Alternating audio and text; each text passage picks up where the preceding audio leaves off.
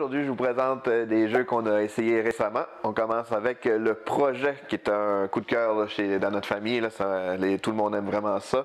C'est un jeu pour 1 à 4 joueurs, les parties d'environ 40 minutes pour 10 ans et plus. C'est un jeu coopératif, évolutif et narratif aussi, tant qu'à en rajouter. C'est un jeu qui va jouer sur une campagne d'environ 14 parties. Là, présentement, on est rendu à la 5e. Et apparemment, il y a d'autres scénarios après, là, mais ça, je peux pas trop vous en dire, là, je ne l'ai pas vu. Puis c'est fait sous forme de bande dessinée, fait que c'est vraiment les bandes dessinées qu'on va lire, un petit peu là, dont vous êtes, un peu comme les livres dont vous êtes le héros. Selon le chapitre qu'on a réussi, des fois, ça va nous dire de sauter une page, d'aller voir d'autres choses. Fait que c'est, comme je dis, c'est un jeu très narratif. Et c'est un jeu, à la base, coopératif, mais il y a aussi, le but, ça va souvent être de décoder des phrases ou des mots-clés, mais il y a aussi un petit principe de jeu d'évasion mélangé dedans. Il y a des indices de cachés un peu partout.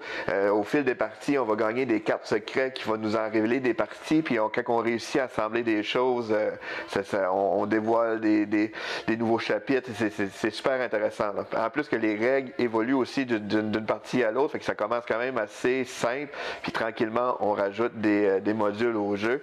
La façon que ça fonctionne, c'est que comme je disais, le but, ça va être de trouver, souvent de décoder des phrases ou des mots-clés. Puis pour faire ça, on va essayer de trouver les symboles dans les différents dossiers du plateau. Fait qu'à notre tour, on a des cartes dans nos mains et on va choisir une action qu'on peut faire et on doit mettre une carte dessus. Fait que par exemple, si je veux me déplacer, je peux faire l'action courir, fait que je peux mettre une carte dessus et je vais pouvoir me déplacer jusqu'à 3 cases sur le plateau. L'affaire, c'est que les cartes qu'on met peuvent seulement être plus grandes que les chiffres qui sont là. Donc, si un joueur vient mettre un 7 ici, mais ça veut dire qu'à partir de maintenant, on peut juste mettre 8 et plus. Puis les chiffres vont seulement jusqu'à 12 ou 14, je me souviens pas, là, mais je crois que c'est 12. Dans ce cas-là, si on veut vider une pile, mais là on peut faire regrouper, l'action regrouper, qui va être de mettre une carte là encore, qui va nous permettre de vider une autre pile. Mais évidemment, si elle monte trop haute, mais là on ne pourra plus regrouper du tout pour la partie. Fait que, les actions qu'on peut faire, c'est se déplacer. Sur notre case, on peut faire l'action recueillir qui va nous permettre de regarder les dossiers. Dans les dossiers, il va y avoir des fois des pièges qui vont nous affecter. Ça peut être des pénalités, c'est des actions qu'on ne peut plus faire. Ou parfois, il va y avoir des symboles. Et si le symbole qu'on a trouvé, comme ici, on a un match, fait que là, on pourrait venir ici et ouvrir la petite porte que je ne vous montrerai pas pour ne pas dévoiler de punch, mais on ouvre la petite porte comme ça, là, qui va dévoiler un symbole, dans le fond, une lettre. Fait, du moment qu'on pense qu'on a deviné la phrase clé, on n'est pas obligé de toutes les dévoiler. Du moment qu'on pense qu'on l'a trouvé en équipe, on dit on le sait. Et là, si on a exactement la bonne chose, on a réussi la mission. Puis après ça, on voit ça dans la campagne, selon si on a réussi ou échoué. On fait ce que ça nous indique et on va lire, on va avancer dans l'histoire. Donc c'est un jeu très dynamique. Là, on embarque vraiment bien dans les scénarios. L'histoire est intéressante et c'est simple. Puis comme je disais, le jeu lui-même est assez simple aussi, mais c'est engageant. Puis il faut bien communiquer ensemble. Dire, je vais aller espionner, je vais aller recueillir, je vais aller me déplacer. Puis là, selon les cartes qu'on va placer, ça peut influencer le jeu. Puis c'est vraiment le fun là, quand on dévoile des nouvelles cartes secrètes. Là, on en découvre un petit peu plus sur l'histoire avec des codes cachés. Fait que c'est encore un petit peu un jeu d'évasion mélangé là-dedans. Donc c'est un très bon jeu familial, le projet. On enchaîne avec le Murmure des feuilles, qui est un roll and write. On a vraiment aimé ça. C'est un jeu pour ces 2 à 6 joueurs, 8 ans et plus. Les parties d'environ 20 minutes. C'est super simple. La façon que ça fonctionne, c'est qu'on lance les dés et tout le monde sur sa feuille doit entourer dans le fond des icônes avec un rectangle ou un carré de la forme de la dimension des dés. Comme dans ce cas-ci, ce serait de faire un 2 par 2. Fait que je peux choisir n'importe où sur le jeu, mais en fait, on a une case de départ. Après ça, il faut que ça soit tout le temps adjacent à d'autres carrés. Fait que je choisis, mettons, par exemple, ici. Fait que là, je pourrais tracer un carré de 2 par 2. Et dans ce carré-là, je choisis un symbole que je peux cocher dedans. Fait que si, par exemple, je décide de prendre les arbres, je peux cocher toutes les arbres et on va pouvoir venir encercler ici, là, cocher les arbres que je vais avoir mis sur le jeu. L'affaire, c'est que dans le fond, le rectangle que je fais, c'est les icônes que je vais pouvoir utiliser, mais c'est aussi des icônes qui ne seront plus jamais disponibles parce que les carrés ne peuvent pas s'entrelacer. Fait qu'au prochain tour, je vais lancer des dés, comme là, par exemple, ça serait de faire un rectangle de 1 par 4. Fait que si je peux continuer ici puis dessiner comme ça et faire le même principe. Si je veux dessiner, je décide de prendre la pomme, mais je prends seulement la pomme et les autres sont perdus. Ensuite, les feuilles, ils ont toutes des combos de points, ça dépend vraiment des feuilles qu'on prend.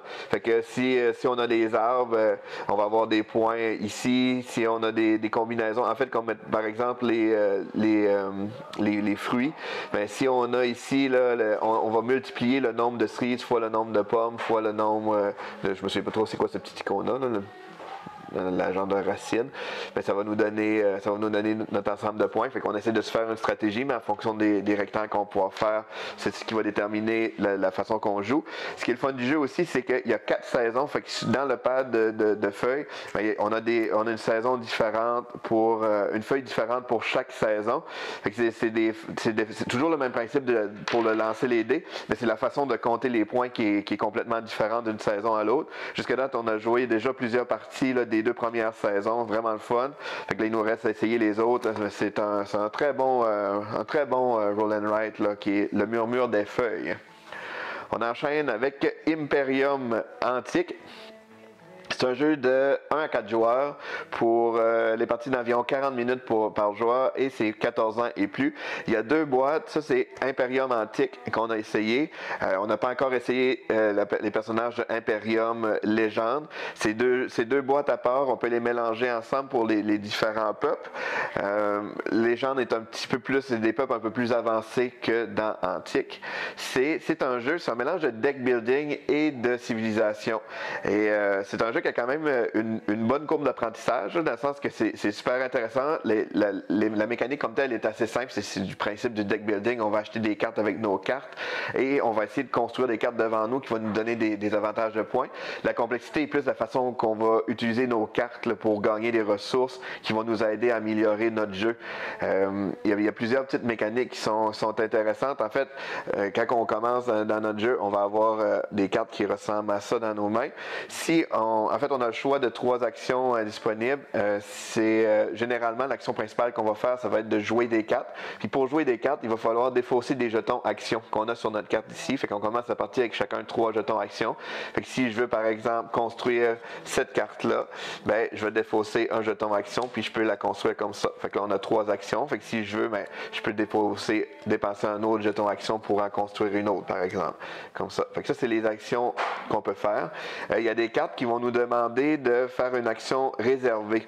Là, j'en ai pas dans mes mains, mais si c'est comme cette carte ici, en fait, l'action épuisée, je dis réservée, mais c'est épuisé. Ça, dans le sens, la plupart des jeux, souvent, il faut tourner la carte pour l'épuiser, mais dans ce cas-ci, ça va être des jetons X qu'on va venir placer dessus pour dire qu'on l'a épuisé. À la fin de notre tour, on va pouvoir récupérer nos cartes. Et la petite particularité du jeu, c'est que comme dans les deck building, quand on n'a plus de cartes dans notre pioche, on rebrasse notre défausse et après ça, on repioche nos cartes. Dans ce cas-ci, quand on a épuisé notre pioche, on va rajouter une carte qui est propre à notre personnage ici, qui va aller dans notre deck.